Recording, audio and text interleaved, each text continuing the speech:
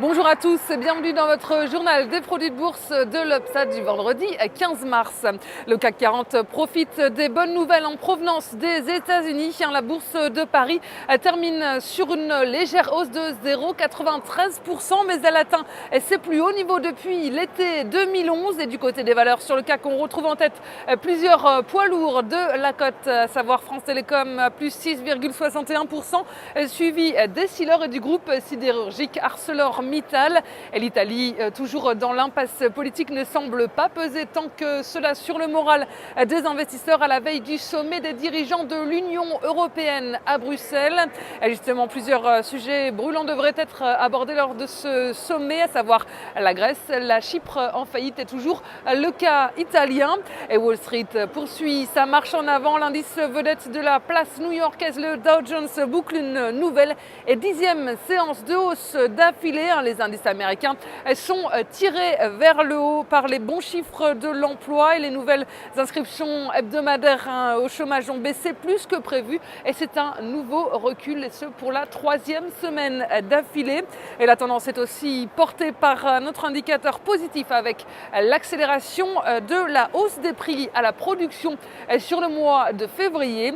Et globalement, les indicateurs économiques sont plutôt encourageants et confortent l'idée d'une reprise de l'économie mondiale, de la première économie mondiale. Et puis si on regarde du côté du secteur technologique, IBM continue d'évoluer à un nouveau record et gagne 1,53%. Apple regagne du terrain après plusieurs semaines difficiles. Et puis Samsung est venu jouer sur les plates-bandes de son rival Apple avec la présentation très attendue hier soir à New York de son nouveau smartphone, le Galaxy S4, censé concurrencer l'iPhone. Et côté devise, l'euro est stable face au billet vert à plus d'1,30$, $1 donc toujours en force grâce aux bons indicateurs américains. Et sur le front des matières premières, le pétrole WTI est en légère hausse à 93$. Les volumes sont en hausse sur le marché des produits de bourse avec 23,6 millions d'euros échangés dans une séance de légère hausse. Et concernant la répartition par type de produit, les certificats sont en hausse à 83% des échanges, les varants sont en repli à 17%. Et du côté des transactions, les certificats représentent 71% des échanges et les varants 29%. Et la répartition par sous-jacent nous indique que les indices sont en baisse avec 28% du marché. Les actions, en revanche, sont en forte hausse à 70%. Et si on regarde la répartition des transactions sur les varants, eh bien on voit que les indices sont à 23%, les échanges, les actions sont à 73%, le taux de change est à 3% et les matières premières sont à 1%. Et la valeur du jour, c'est aujourd'hui l'équipementier Alcatel-Lucent. Et graphiquement, le titre a cassé une ligne de tendance baissière qui contenait les cours depuis début février.